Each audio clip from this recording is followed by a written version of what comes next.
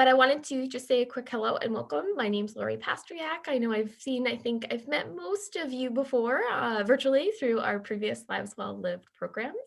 I'm the Director of Interpretation at the Fairfield Museum and History Center. And I'm really so honored to be a part of this Lives Well Lived series with our awesome partners in the program. So I'll just have Anita and Rebecca say a quick hello and introduce themselves and why they felt Lives Well Lived was such a powerful program. Putting you all on the spot. Okay, well, good morning. My name's Rebecca. I'm a funeral director at Shaughnessy Banks Funeral Home. We kind of decided to partner up on this event series just to kind of get the word out that, you need to share your stories with your family. Otherwise, they're not going to know it going forward. They can't pass that legacy down. So we're just trying to get that word out and encourage everyone to talk to your kids, talk to your spouses, hopefully maybe write something down, record it. Whatever feels right to you. So welcome. Good to see you all again. And I'm Anita Peters, and I'm a humanist celebrant. I commemorate milestone events and different occasions with ceremonies and personalized rituals and stories. So it's important. In my capacity, I am often taking shortened versions of oral histories from the family perspective, not from the person who has recently deceased. So it's putting together a picture of that person within the family. I kind of become a family historian. And it is really important that one shares those memories and stories in some capacity through memoir, storytelling, different kinds of remembrances. So that's what drew me to the film, which was, I hope everybody saw. I think the three of you saw it, which is such a great introduction to remembering. That's it. And I'd also like to welcome Christine Pittsley to today's workshop. Christine is a close colleague of mine, and I was so excited to ask her to join today in the event that Bonnie Collier wasn't able to join us. But so thanks so much, number one, for Christine for filling in on a short notice. But if you could just introduce yourself and why you think I've asked you to join today. Hi, so I am a project director at the Connecticut State Library, and for the past almost 7 years now, I have run the state's World War I commemoration activity. And you may think, well, we're a couple of years past the end of the commemoration, but a big part of what we did during that commemoration was this Remembering World War I project, where we went out to communities all over the state, and even a few in Rhode Island and Maine, and asked people like yourselves to bring us your World War I memories, the stories of your loved ones that fought in the war. So that's why Lori has asked me to do this. I think actually Lori's probably come and helped at a few events over the years. We did 46 of them. Wow. And it's a different form of oral history that we did. So that's what I'll be talking about. And it's something we're still doing. So thank you for inviting me, Lori. You're very welcome. So with that, again, so today I'm going to share my screen and I'll talk a little bit about all of the things that we've done. Number one, with Lives Well Lived, what's coming up, and then our agenda today. So everybody knows we're on the hook for about a half an hour. And again, this was the entire Lives Well Lived event series. So we have done the film screening, we've done the Q&A with Sky, which was great. And and then we also had the event on Wednesday and today's event, which is the oral history workshops. And then next Saturday, I wanted to put a shout out there to Anita Peters and our Saturday morning Death Cafe.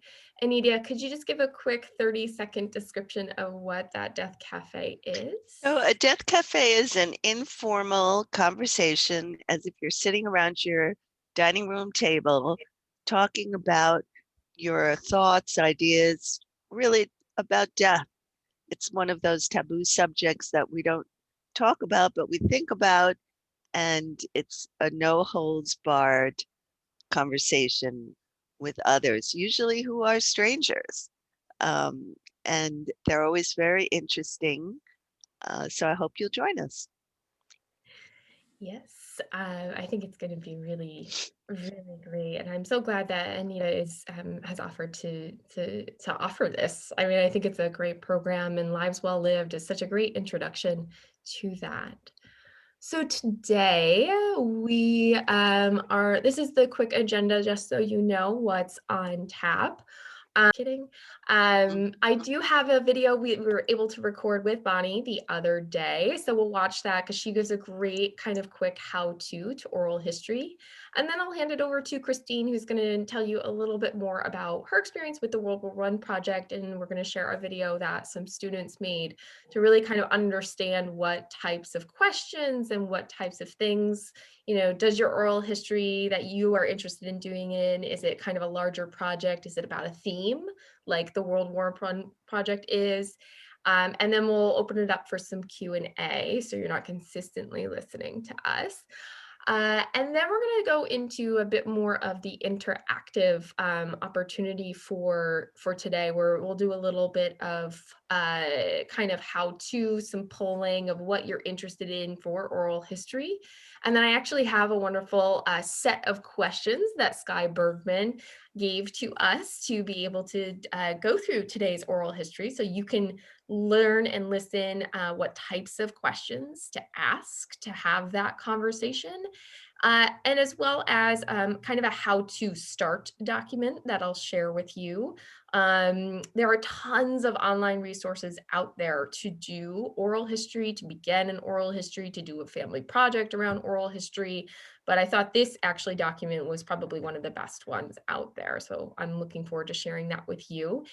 And then if we have time and if people are interested, to do a bit of an active listening activity in which one of the things that Bonnie will share, and probably all of us will share who have experience working with oral historians and preserving people's memories, is when you're doing it, it's not about you, right? It's about them. It's about digging in. It's about the anecdotes. It's about listening to them and knowing when to ask a question and a right question, and what you're looking for. Is it more theme oriented like the World War I project, or is it more taking on just the little bits and pieces of oral history?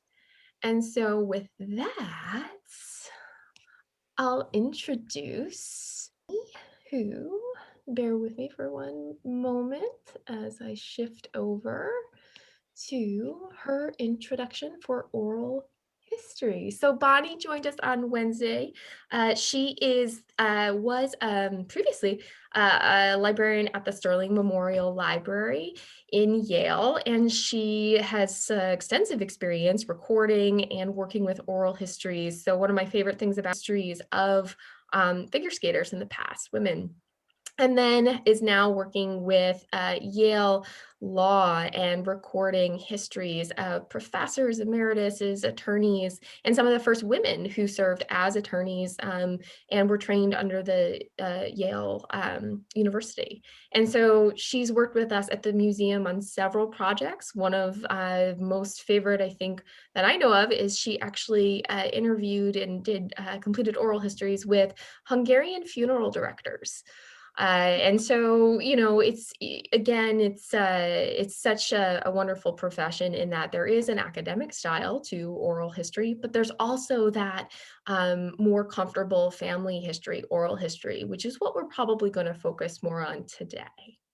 And so with that, I'm going to play Bonnie's video.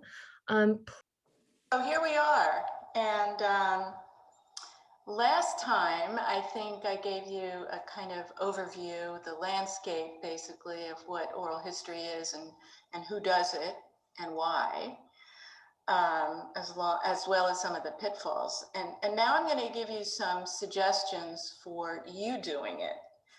And I'm going to give them to you just sort of randomly because there's really no chronology to this.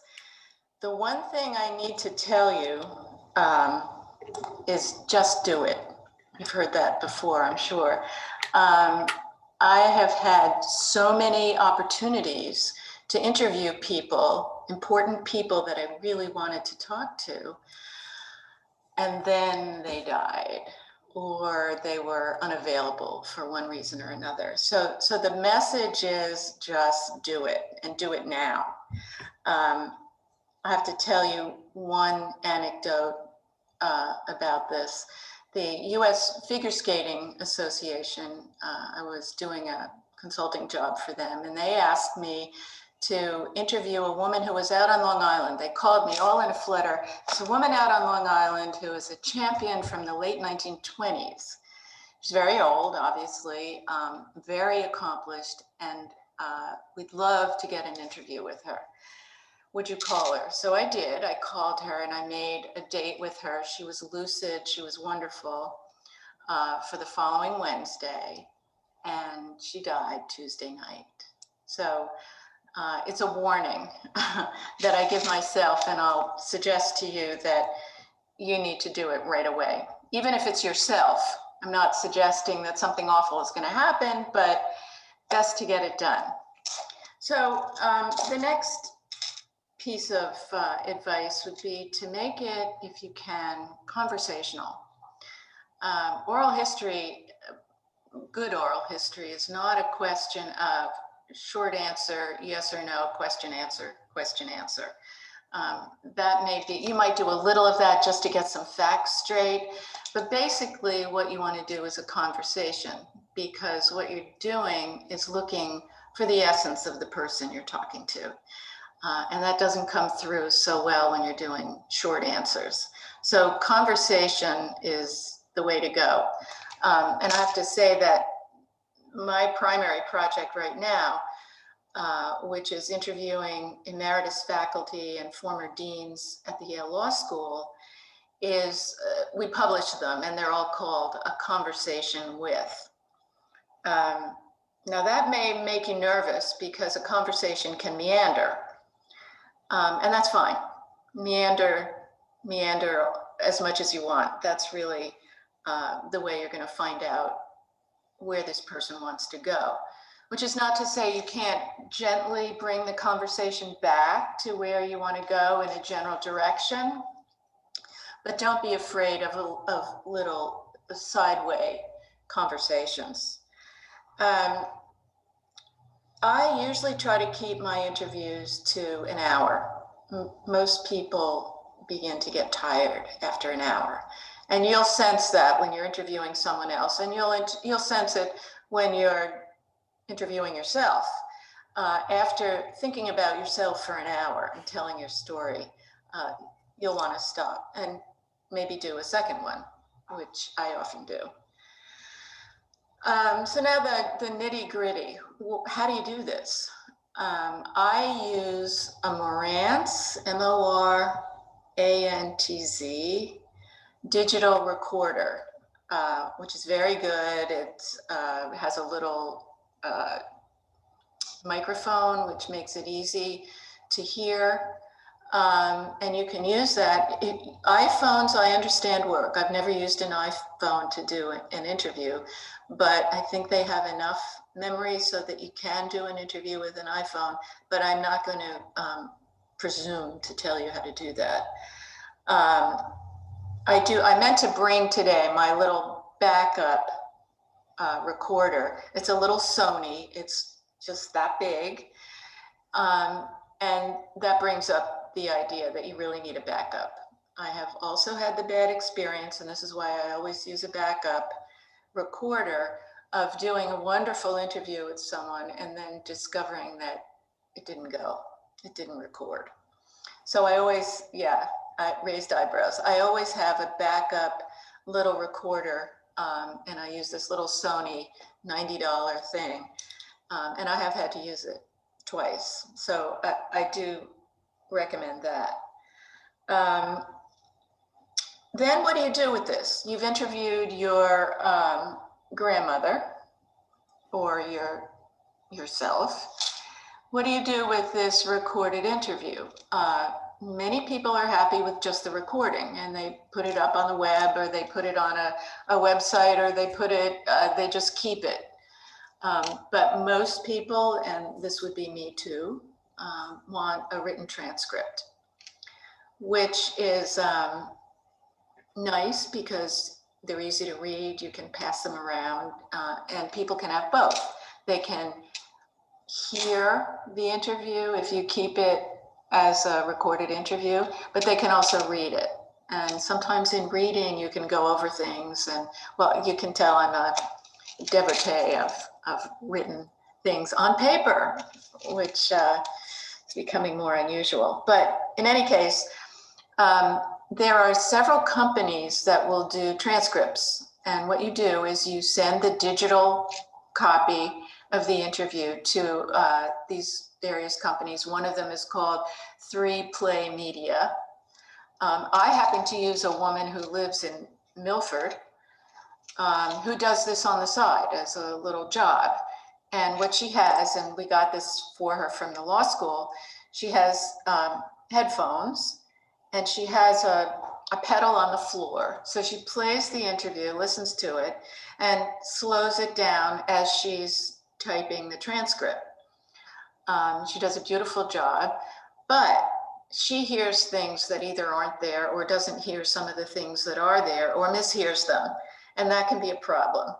So that leads you to the editing process. And the editing process is a bit tricky. And the only trickiness to it is that you want to be careful not to change the sense of what the person said. Now, if it's you that you're editing, you can change anything you want, because you're not trying to trick yourself into saying certain things. But if you're editing somebody else, you want to be careful not to change the sense of things. And that's what I do. I do edit my transcripts because I don't want my people saying, yeah. I want them saying yes. And maybe that's not particularly in line with the rules of oral history, because maybe it's important to know that people use the word yeah instead of yes. Maybe it's not such a good idea to fix their grammar or syntax. But that's for a stricter version of oral history. What we're doing really is trying to get the essence of what the family member is trying to say. So you can edit away. One question that's often asked of me is, why not do video? And I have done some video interviews, but it takes a long time for people to become comfortable with that. They get nervous, they stutter, they can't speak right, they say things they don't mean, and it doesn't give you a whole lot more than an audio. Actually, an audio gives you more, because I think it gives you the more authentic person. You can video somebody on the side, you can take their picture, there are ways to capture the person as a person. So I would recommend that you always try to do an audio. I think I'm at the end of my. So that was, of course, Bonnie Collier, who joined us on Wednesday, and a special thanks to Bonnie for all of her insights and support and years of experience that she shared with us. So, of course, a lot of the work that Bonnie does is certainly interviewing for a purpose, right? So there's the Yale law kind of professor, attorney experience project that she works on. There's the project she's worked on with the Fairfield Museum. And then there's also kind of this experience with the U.S. Figure Skating Association, in which she's looking for very purposeful things. And with that, I wanted to take the opportunity to hand this over to Christine Pittsley, because that type of oral history that Bonnie's doing is very much personal one-on-one interviews. But the work that Christine did with organizations and people all over the state was really about documenting an entire time period and experience through another person, because there's not so many World War I vets who are unfortunately still with us today. And so with that, I'm going to toss it over to Christine. Thank you, Lori. So yeah, we unfortunately did this a little later and did not have any actual veterans to interview. Frank Buckles was the last World War I vet to live in the US, and he died, I think it was 2009. So we really had to rely on the children and grandchildren and great grandchildren for their stories. So we started this back in 2014 because we knew the commemoration for the United States was coming up and starting in 2017. And we wanted to know what was out there. The State Library holds one of the largest World War I collections in the country. And, you know, we wanted to kind of continue the tradition that the former state librarian, George Goddard, had started back during the war. So we held a few events back in 2014 just to test it out. And people came out in droves. I had one gentleman who's one of my favorites who called me 3 times a week for 3 weeks prior to the event, just to make sure we were still going to be there.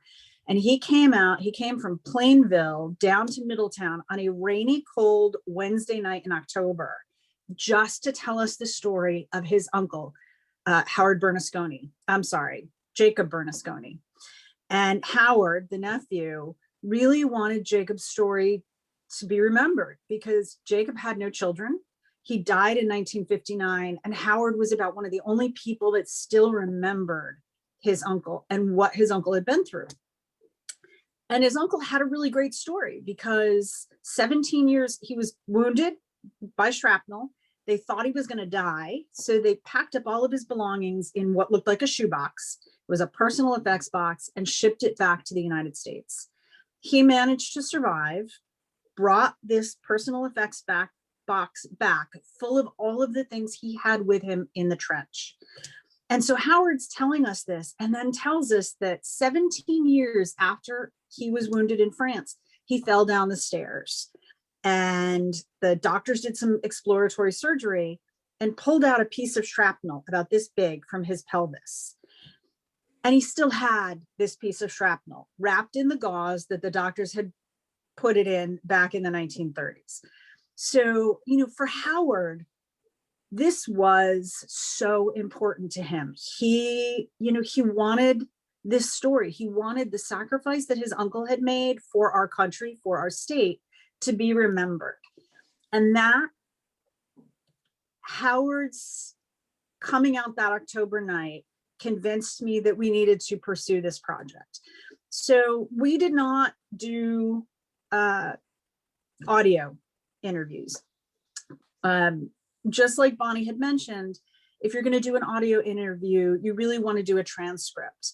And we were looking at, you know, the possibility at that time of maybe 100 people. In the State Library, we didn't have the software or the personnel to do the transcriptions if we were going to do audio.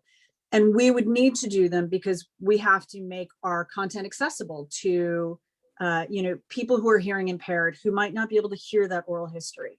So we made this decision to just do, a written interview. We lost a lot of information that way because the interviewer didn't necessarily get the whole story down on paper. But we were able to capture the stories of more than 500 individuals around the state who had loved ones who served in some capacity in the war. Had we been doing audio or video histories, we couldn't have kept up. And there were a lot of people that came in that knew all sorts of stuff like Howard about their loved one. But for every person that had a story like that, there were 3 that came in and said, I know nothing. All I have is this picture. I think he's my grandfather. I think he served, but I don't know anything more. And so, we really had to balance how to do that, how to proceed. So we did a couple things. We decided that we wanted to work with students because we had started out just doing volunteers. So we reached out to students and veterans. I am a vet, so I feel really strongly about including the veteran community in kind of things that push the boundaries of what they can do in civilian life. Too many vets come home without skills usable in modern society because they're taught to fight, they're infantry. So for me, it was really important. So I reached out to veterans groups in the universities, and we had a number of vets and a number of students that conducted our interviews. We also worked with the journalism department at Southern Connecticut State University, which was for a museum, and Lori can tell you, museums and libraries really don't do a lot with journalists. We have our journalists that we work with that do stories for us, but when we're looking for interns, we don't go to journalism departments. And let me tell you, even if you're doing your own personal oral histories, reach out to your journalism department because they are, they're looking for projects, they're looking for stories for their students, and it's a great partnership. So through the journalism department, we worked with Bruce Stave, who was an oral historian in the state who passed a few years ago. And, we had the benefit of having these journalists who are trained in interviewing people, kind of guiding how we set up our interview process. And that proved to be an amazing opportunity for us. When we started this, we were asking some pretty standard questions. But through our work with Bruce and the journalism department, we realized that we have to get a little more investigative in our questioning. We had a brother and sister who came in who really didn't remember much about their father. And one of the questions that we trained our staff to ask was, did your loved one play a lot of music or sing? Because that was an activity that these World War I soldiers and that whole era was very involved in. And this brother and sister went, oh my God, Dad used to sing us When the Caissons Come Rolling In. Do you remember that? And they started humming it. And suddenly, they started remembering things. Another question that spurred a lot of people was, do you ever remember your loved one marching in parades? And that would get them thinking about, the parades. And, oh yeah, and there was that guy that he always marched with that would come to the house. He must have been a vet too. And so by kind of going in these roundabout ways, we were able to pull this information because we all know more than we think. Talking to my own mother, she knew that my Uncle Sam had served, but she had no idea. And the minute I said something about troops being on the Mexican border, she said, oh my God, there was some story about a rattlesnake. And that's where Uncle Sam was. And, suddenly these memories just started pouring out. So when you're doing these oral histories, when you're talking to your loved ones, your family, think about the little things, because it really is, just like Bonnie said, it's about getting to know the essence of the person. And the things you'll find out when you start kind of coming at it from the sides and from behind are going to be more useful. Especially, I'm a genealogist, so it's those anecdotal stories that mean the most to me from my family. So one of the other things that we got to do with the oral history or with the journalism program, because we weren't spending as much time as we wanted with individuals who had these great stories, the journalism department had their students do full oral histories with video, with audio, and full transcriptions for a select group of the participants in our program. And then each student boiled that down to a 2 or 3 minute presentation that we had a big to do at the end of the semester. So I asked Lori to play one of those so you can kind of get a sense of what we did. Okay, thanks, Christine. I'm going to share my screen and see if this works again. I love this. And, all right, folks.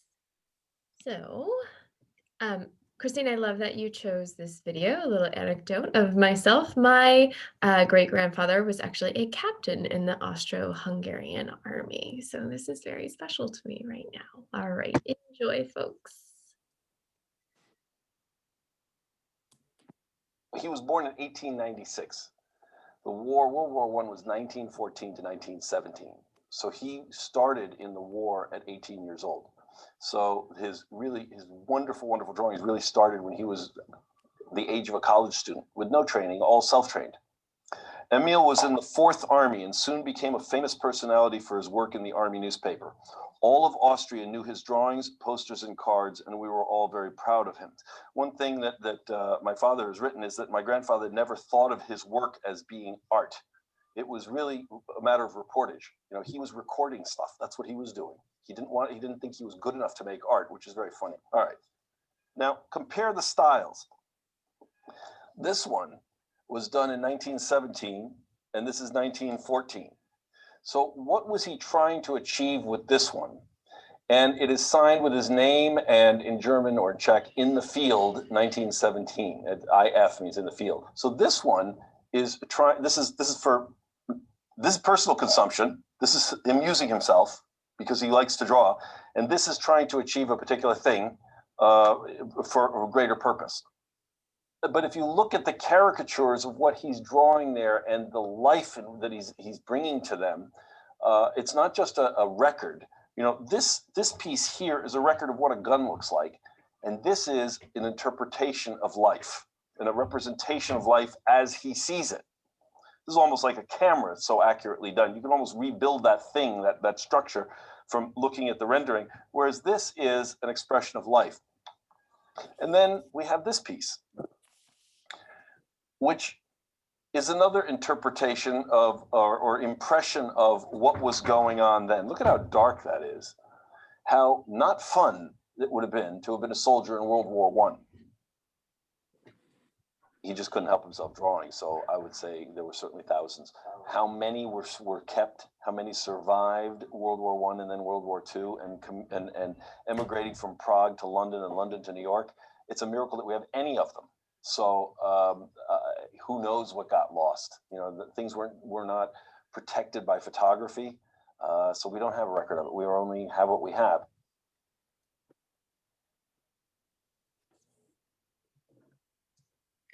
That was great.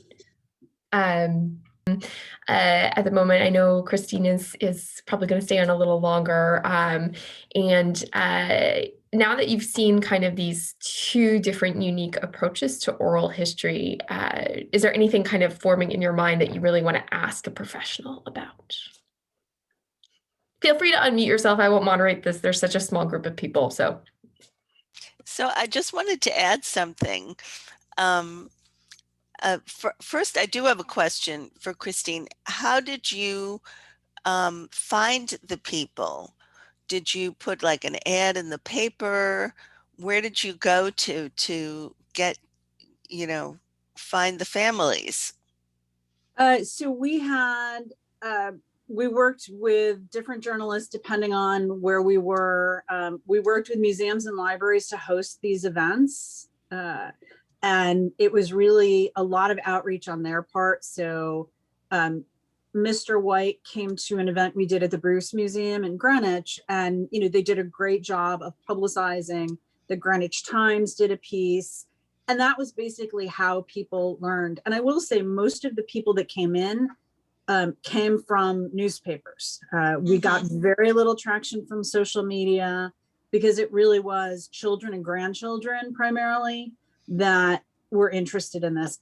I could still be doing these events today and still have people, coming, because, so many of us that are a little bit older have people we remember that served in the war and, want to remember. Well, that's so interesting. So my background is also in journalism. So I worked as a foreign correspondent in Asia. So interviewing is is questioning, but also listening. So it's a big listening skill. And one of the things that I've also participated in, I know Bonnie brought it up a little bit, but I think what people should know also as a resource is you can do a recording using your phone with Storycorps. And if you've listened to Storycorps on Friday, they always do a snippet on National Public Radio, and it's two people, two family members, and they have since I started with Storycorps, I've been involved with Storycorps almost from the beginning. I actually interviewed my husband in Grand Central Station when they still had their recording studios around New York City. That's when they began, which is now probably like 15 years ago. But the best part about Storycorps is that you can do it on you can use your phone. They've got great resources on their website with interview questions and suggestions. And they have a great intergenerational activity on the Friday after Thanksgiving called The Great Listening. And that's when they encourage family members to sit down. I don't know if you know it, Christine, but they ask family members to sit down with another family member and do a recording. And it is an audio recording. It can be both audio and video because you got your iPhone or smartphone. So it's another valuable resource. As someone who is involved really in doing these family histories, after the person has died, it becomes you become an investigative journalist. You're both listening to the stories of people, family members who are still very much emotionally traumatized by the event and may not know anything. And you have to talk to other members, sometimes who are available and sometimes who may not be.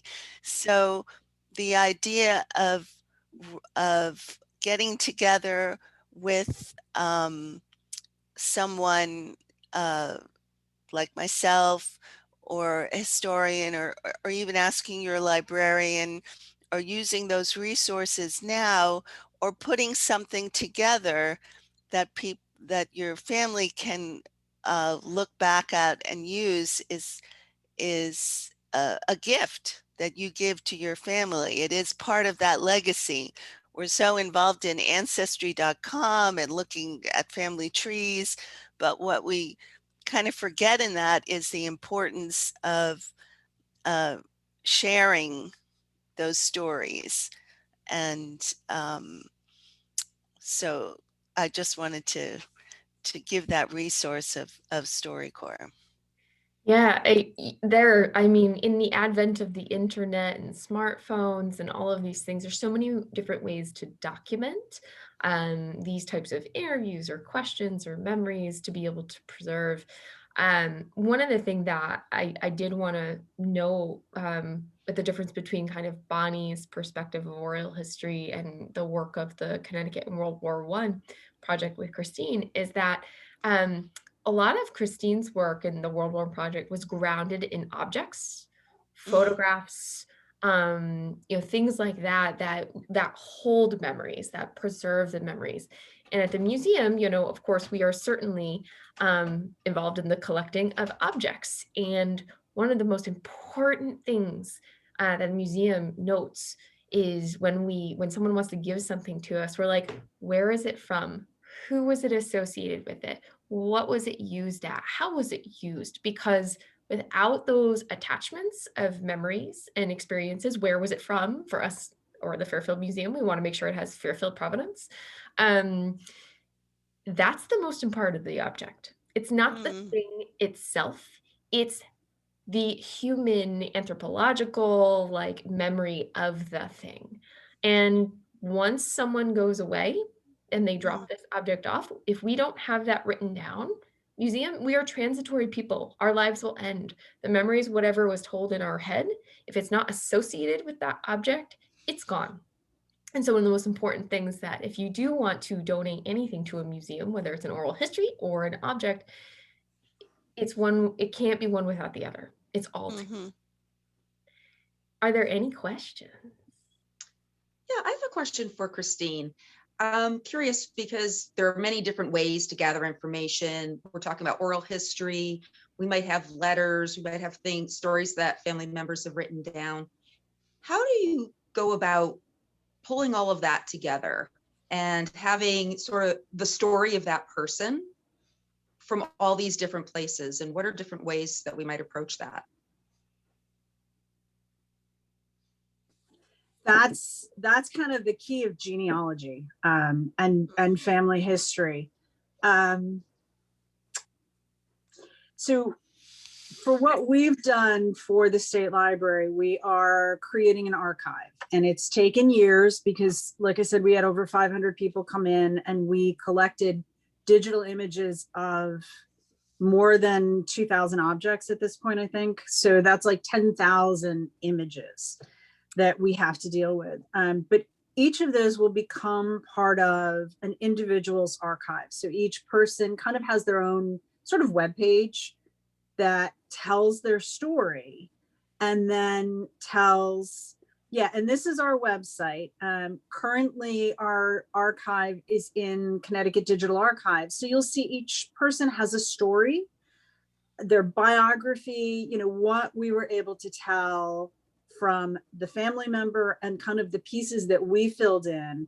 And then each of those objects are part of that person's page. And each object, if it has a story, you can create kind of a story around that object. So this is a very old rendering of it. If you can click on, let's see, go the second row down. I think it's Our Hammer, maybe. Because I think he's got a good bio there. So that would be a way that you as an individual, I mean, you can find, you could do it in a website. There are different platforms out there, storytelling platforms that allow you to put all of that history into telling one person's story. And I think that is important for families. And I'm gonna give a shout out right now, Roots Tech, which is a genealogy conference, is actually happening this weekend. It's all virtual, it's all online, and it's free. You have to register. So if you look up Roots Tech, you can register. And there is a lot about there are a lot of sessions about telling those stories and some of the tools that you can use. So this is, like I said, we are using a new system now. So it's going to look a little bit better, but you can see each person has some biography. And this is one of the very first events. So we created this directly into this system. So it's not the best biography. We've improved Mr. Auerhammer's biography. And then each of the things that were part of his wartime legacy are included. So I hope that helps. It was a roundabout way, I think, but I hope it helps. And if you want to email me, Lori can provide you my email. She'll also tell you I'm horrible with email, but I can send you a few suggestions for platforms for that kind of inclusive storytelling. Great, And thank you. I, That's helpful. I would just add to that, you know, you have historical events like World War I, which is kind of a thematic way of doing your history. Like my mother was a Holocaust survivor, so she actually had a tape made where they sent an oral historian like yourself, Christine, who interviewed her and created a videotape that was then archived in the Holocaust Museum. But as a family person working on the history of your family, you are talking about many different periods in that person's life. So you can take it thematically from, you know, what was he, if you're talking to a sister or a brother, their anecdotes will be different from a grandchild uh, perspective. So you can try to create that picture of that person over their lifespan by talking about different periods in their lives and the memories that they recall. And if they were a veteran or if they were involved in some historical event or lived through some historical event, that also gives you a jumping off point for the conversation and then helps you to create that picture, that biography essentially of their lives. So I hope that helps too.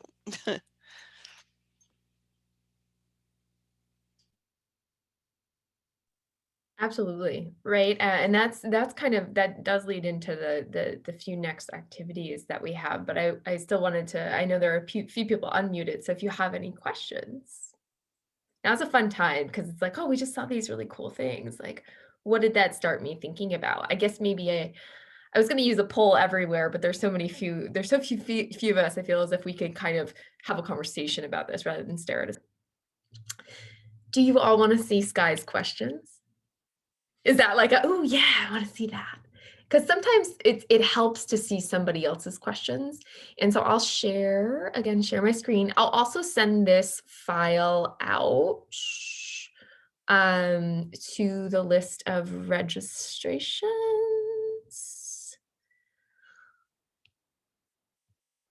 So I have a question. Does she have two sets of questions, one to ask somebody else and one to ask yourself, or? Yes, there are certainly options for that. This in particular were Sky's questions for the film, which I thought were really interesting after having watched the film. Because I don't know if anybody, if anyone was on the call with Sky, the event on Sunday night, but one of the things she said, I'm probably going to not be accurate on this, but she had at least 2 hours of film uh, with everyone that she interviewed. And we only saw, I mean, maybe 5 minutes per person. And so I think it's important to know that you're going to get a lot more material than you maybe expected if you're doing these interviews. But with yourself, there's certainly a number of base questions that we all put in oral history, and I have a worksheet that I'll send out as well after. So if you are wanting to record this by yourself, or in a journal, writing it down, there's some really great questions out there. So these are Sky's questions. I love this. What 3 things should I know about you? This kind of goes back to the I am poem that we had on Wednesday, which could be very much like an emotional feeling, or the I am a daughter. I am a museum colleague or worker. I am a yogi. What are 3 things that we would choose that we would want people to know about us? What is a fun or interesting fact about you? I don't know, anyone got a fun and interesting fact that they would share about themselves? What do we think? Um, Fun or interesting fact. I've skydived and bungee jumped. That's not, I feel like that could be fun and interesting because it does get out my personality a bit. Anita, what's a fun and interesting fact about you? Journalist is cool. I didn't know about that, you. Oh, you're on mute.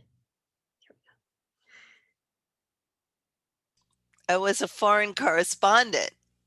So I was a journalist in Singapore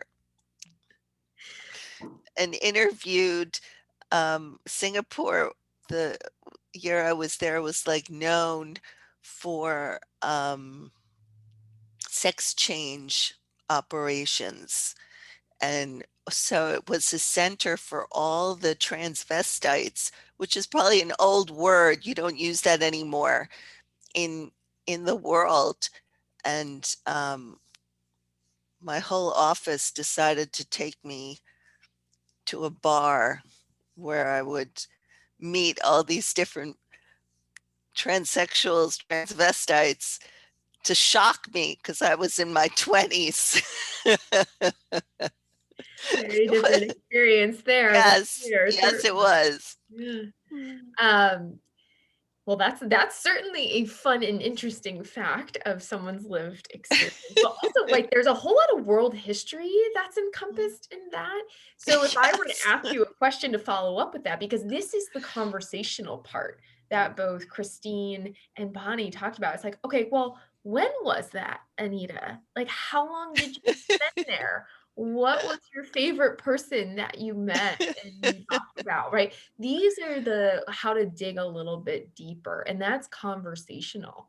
And that's a great fun fact. Does anybody else want to share a fun or interesting fact about themselves? I always find this, I love learning about people. I will say, I will certainly, knowing that we are recording this, I will edit out personal things about people. So it'll just be, here's Sky's questions, and you'll get a clip. So don't feel as if I'm going to put your life all over the internet. I will equip that with that. I certainly, from Wednesday's recording, I also, cut out those personal impacts because I just respect people's privacy. That's what we do at the museum very well. So feel free to share, knowing that this will not be recorded and broadcasted to the world, if you'd like. How old are you? What did you do for a living before you retired? Knowing that these were Sky's questions, that she was interviewing octogenarians, people in their elder lives. One of my favorite people that Sky interviewed in the film was the woman who had this belief of, knowing that there's this, you can master something in 10 years, you could have like 6 different careers. And she was constantly kind of living the most out of her life by experiencing and mastering new things, learning new things, going into that discomfort and trying something new in a different career. I loved that. That was very inspiring for me as someone who is in her 30s, thinking like, oh, I never even thought about not working in a museum forever. And then again, Sky's questions going to the life well lived. What is your definition of a life well lived? This is her thematic, she knew she was going out to produce a film. What is your definition of a life well lived? We still have that poll going up online as well. So if you ever want to go back to it, you can certainly do it. You can find it on our Facebook and our Instagram page. How are you the same and how are you different than you were earlier in life? So each of these questions that Sky is leading off with is going to give such a unique response from every person that she asks. What is your secret for a happy life? I love that one. What is the accomplishment that you're most proud of? So these are what I will say, these are what educators or teachers would call guided questions. You're guiding someone along a conversation. And each one is going to have a follow-up question or two or three. And when Bonnie mentioned these questions about allowing the conversation to kind of free form, maybe it goes a little bit outside of the lines of where you expected to go, and that's okay. It can go that way. It's this person's history, or perhaps it's your history. If you find yourself going down a road, that's okay, because it's probably important. It's your memories that you're sharing. It's the person's memories that they're sharing. But if you don't want to meander, you can certainly guide that back to your theme or your purpose of the interview. But perhaps allowing, a little bit of meandering is a good thing, because that's where the anecdotes and the memories and the things that ding, may light up in that person's brain, or your brain might come out. As Christine mentioned, oh yeah, they used to hum this song. He used to sing this song, and then the two people started humming that song together. That's a memory that you may not have gotten to if you didn't ask a particular follow-up question. I love this one. What do you wish younger people understood about life? That gets into the morals and the lessons that person has learned and perhaps maybe wants to share with other people. So these are very broad, open-ended questions. The how old are you are very direct, exact answer questions.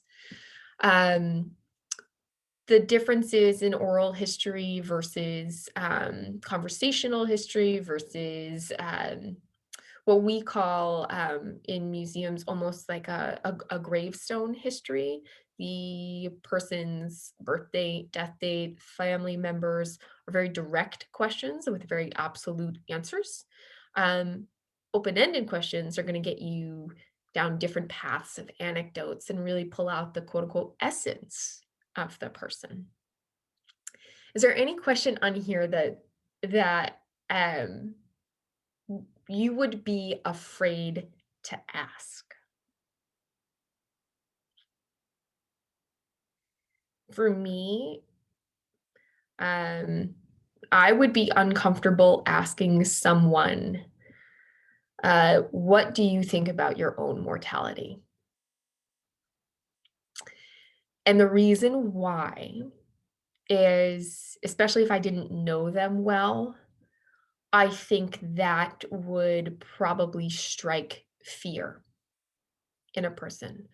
We all have this, we understand on a higher level that we are only here for a short time, but it's accepting that and being able to talk about that, which is where you're crossing a line into someone's very perhaps personal anxiety or personal fear. And if I haven't reached a comfort level with that person I'm interviewing, or even with myself to be able to answer that question, I would be concerned that that would bring the conversation to a halt, that it would stop the sharing, that it would bring them into an area of discomfort that maybe perhaps our oral history has reached an end. So I think those questions that you perhaps begin to craft for your own purposes, for yourself or someone else, consider that sometimes there are ones that bring people into an uncomfortable position. And you might know that or you might not know that. Sky also mentioned on Sunday night that she shared these questions with her interviewees before she interviewed them. So that's also another thing to consider. With that, does anyone have any particular questions just by reading through these? Or I can always stop talking. If you have any thoughts or anecdotes, now would be a great time to share. So I don't know, you keep getting me to talk here. So the mortality question, that's a big question. That's just the reason why these death cafes are so popular, because they're places where people, might be thinking about their mortality, but they don't know who to talk about with them or how to talk about them. And that was what the whole reason for setting it up. I forgot to mention that it's really part of an international movement, and that these death cafes go on all over the world. And there even is a website, Death Cafe International, so you can look it up. But the question that I would not want to ask is the one about regrets, because that's like, oh my gosh, then you like open up a whole can of worms. Like, what does that person regret? It might take you into a whole different area that you didn't want to go into. So that would be, for me, the question that would be a toughie. Yeah, at that point, it's like, I am not a qualified therapist. Right, exactly. That. You might want to go chat with someone else, kind of moment. Right. I'm not a listener, an active listener at that, I can be. But right, that's one of like maybe as a younger person, especially if I'm interviewing an older person, I also might feel like it'll turn into kind of like the lesson giving, moment. Right. Because when you're interviewing someone, they're talking to you. They're not talking to a greater public. Right? They're not realizing that this might go in a museum. This is going to get passed on to, what's the purpose of that conversation that you're having? And so I wanted to be able to share this how to get started piece with people, because Sky's, Christine's World War I project at the Fairfield Museum, all of the different oral history projects that we've taken on, some very sensitive. It's like, oh, these are big things. Right? Okay, like, how do I do this, Lori? How do I do this? So this is just a very basic oral history interview guide and worksheet. I can zoom a little closer if that will help you on your screen. How's that? A little better? Right? I know. I realized the other day things were getting blurry. Like a book was getting blurry to me. I started to get concerned about my eyesight. But and again, I will send this PDF out. It's also available on the internet if you Google it. I was searching for resources to share with you, and I found this one, and I was like, so this is amazing. So this gives a definition of an oral history. It's an interview that records a person's recollections, experiences, thoughts, feelings, about a specific event like the World War I project, or a period of time, which of course could be their life. It's the oldest type of historical inquiry, which is great. And you can certainly use any type of recorders. You can certainly write down what they're saying, which is what Christine mentioned during the World War I project. They did not use recorders until they worked with the students and the journalism folks. And again, there are so many technologies that we can use these days to record these things. Bonnie gave you a few. You can certainly use your iPhone or your smartphone. Zoom right now, free, under 40 minutes with only a few people. It's free to record. There's so many things that teachers have been using for students, especially now during the pandemic time, to say, record your assignment and send it to me. My gosh, talk to your 10-year-old niece or nephew or granddaughter or grandson or neighbor. They could probably give you a lesson on how to record something like this. YouTube offers recording for free. All of these things are available. All of these different tools and technologies are available for you. And then who can do it, right? You can certainly talk with your younger neighbor or family member. They could record for you. You could do it with them, or vice versa. Ask them, if you're afraid to kind of work with an adult, work with a kid, right? Record their oral history. It's funny to ask a 10-year-old maybe what they regret versus a an 85-year-old what they regret, right? Oh, I kind of regret breaking mom's vase. She got kind of mad at that, but fun memories to recollect that mean they may not remember in 50, 60, 70 years when they're elders. And then, of course, who you should interview: kids, adults, neighbors, family members, yourself, especially during the pandemic. We right now at the museum have 2 actual oral history, brief oral history kind of response writing activities to participate in. We are documenting the people's COVID-19 experiences. It's a simple Google form. It's free. Again, you can create a survey if you have a Google account, and send it out to people to have them respond to. So we're, of course, recording COVID-19 questions, answers from people in the public that will be documented in the museum's archives. We also sent out a quick response journaling activity for how people felt about the events at the Capitol on January 6th. We know that was shocking to many people. We knew it had really upset a lot of people out there in the community in Fairfield, even though they didn't experience it in DC, and asked a series of questions and also allowed for free writing prompts. Nothing is required. The only thing that is required is, of course, your name and email, so that way we know who to document it to in our archives. But we wanted to give those people's experiences. Those are oral histories. They may not be all encompassing of the life, but they are very directed. And what do you need? Pen, paper, technology, any of the above. Let's see how I click here. Steps to conducting an good oral history. Decide who you want to interview, what event you want to talk about, inform them.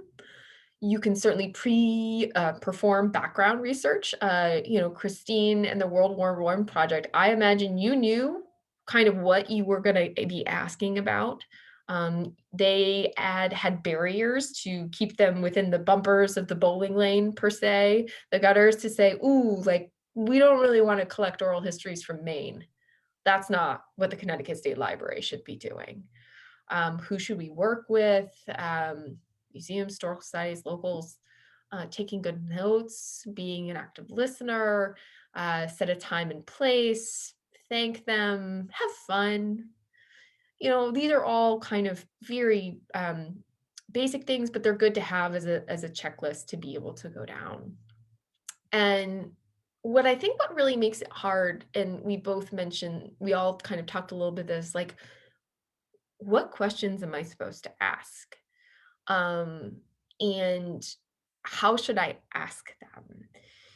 There's of course, preparing a list beforehand, asking one question at a time, considering in that conversational questions and that active listening, where do you want to dig deeper?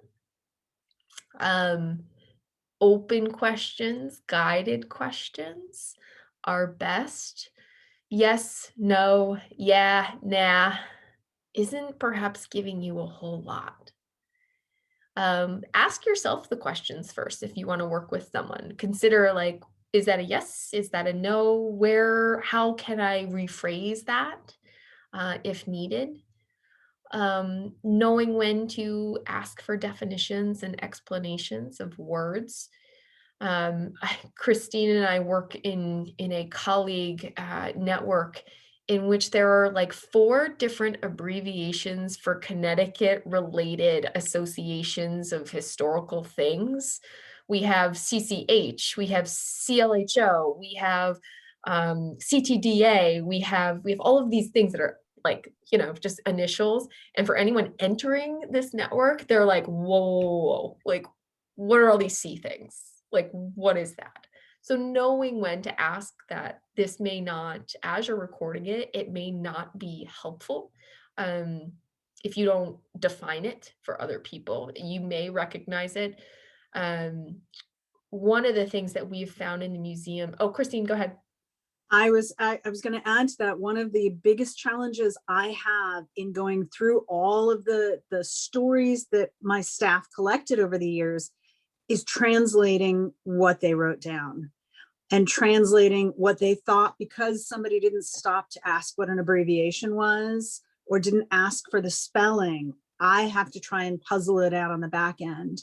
And, you know, for oral histories, while you may do this, you know, you may not be able to do everything you want with it. You may not be able to transcribe it, and it may be left to a future generation. So you want whatever you do to be made clear for them. Sorry. Yeah. No, that's so very true. That was actually just where I was going to go of, you know, I have the previous curators from the 60s and 70s. All of the notes associated with objects in the oral histories that were taken are handwritten. And oh my gosh, it's like reading your doctor's prescription. Sometimes I'm like, I have no idea what this says, right? That memory gone. Because I can't transcribe it. I don't know what it says. You know, of course I'm going to save it, but you know, hopefully someone else can figure it out after me. But right, writing neatly, if you're writing this, you know, I don't know how many of us have taken notes, a phone number down very quickly, and we're like, ooh, what does that say? Right, because it's really hard to get these things back. This is great suggested topics and questions. So there are 2 pages here of options of how to start, where to begin, childhood, family traditions, growing up, historical events, hometowns, work, previous generations. I mean, the questions of what you could ask are endless. Lives are really big, encompassing things. Experiences on the world are really big. Religion, faith, spirituality. I know Rebecca and Anita have talked a lot about end of life ceremonies. Faith is important to know and understand. We had a great question on Wednesday about saying, if someone said, I'm worried about celebrating someone's life in the way that they wouldn't have wanted after they're gone. If you ask them about their religion, their faith, their spirituality, you may be able to know. At least, you know, maybe you don't know in detail, but maybe you know in a way that they would honor it. Do they want a traditional church service or spiritual service? Those are very awesome. And there's some really great sources and tips here as well. The dohistory.org is great. We love dohistory.org at the museum. And there's also an oral history association out there that offers all sorts of webinars and trainings and you know, again, endless resources. Thank you to the internet for all of the good that it has brought in learning things. And this actually just gives you a basic worksheet. This I think is great for kids, especially if you want to get younger people involved in starting to do a family oral history project. Interviewer, always important to note down who took the interview rather than who you may be interviewing. Date, the self is good too, to say I'm Lori and I'm interviewing Lori. Good to know. Date, time, method of recording. Is this written down? Was it audio? Was it video? How did we do it? And then the basic kind of place of birth, date of birth, residence, number of years, occupation, highest education, graduation year, marriage year, divorce year. This is what we would call a museum, the gravestone information, very basic info. Because if we have nothing beyond this, we at least can go back to that time period in the setting of where they lived to say, oh, I bet they knew this person, or they experienced World War I or World War II, or the pandemic of 1918 and 19, those types of things. Interests, children, places lived, hobbies, places traveled, skills, cultural background. Again, with resources at the bottom. This is a very basic oral history guideline and worksheet. With that, I will open this up to questions again, and acknowledging that it is 11:26 on my screen. Do you feel all prepared to go do oral history now?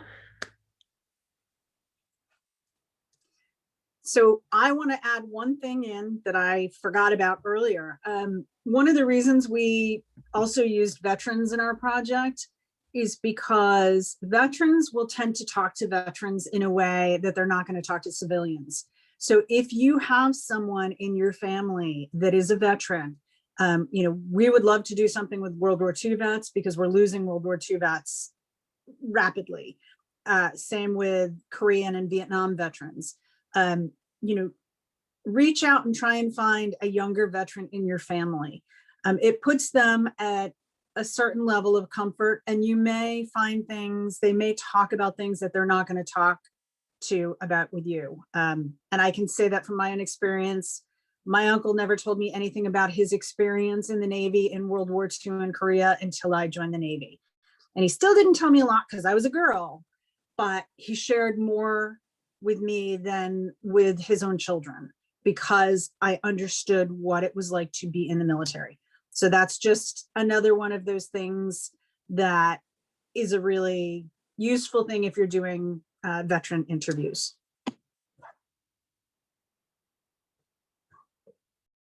And I would just add, we haven't really talked about this at all, but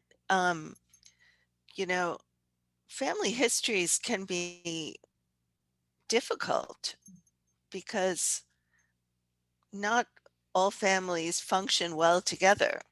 There's a lot of dysfunctionality in families. And so the person, if it's you or the person telling the story, may not want to tell a family person. At that point, that it's good to be able to reach out to someone else. Either, a good resource, of course, is the history museums in your town, but also a funeral director. I hate to say that, but it sounds like, you would never talk to a funeral director. I think that was one of the things that Rebecca was trying to sort of introduce herself as not the way we think of when we think of a funeral director, somebody who is only there when the person dies, but who is also part of the planning process. And that, again, is even talking to someone about, what you're thinking about. This gets back to those questions of mortality and remembrance, and who do you contact to do that remembrance. It may be easier to talk to a grandchild than it is to talk to a child, so there are things that we don't really think about, but we do know that it's not always easy to talk about oneself or bring up memories, because those memories could be different for different members of the family. So sometimes having someone outside of the family being the interviewer can be a plus. So Yes. that's also something to think about. Know when to bring in a consultant is Yeah. okay. Yeah. Helpful, certainly, to have somebody else walk into a situation and help. With that, Weekend, everyone. Yes, you too. Yes, Thanks so much. thank you to Christine and Bonnie and Anita and Rebecca and all of our partners who are supporting this Lives Well Lived series. And again, we have a wonderful weekend. Thank you. Thank you. Very much. Bye. Bye.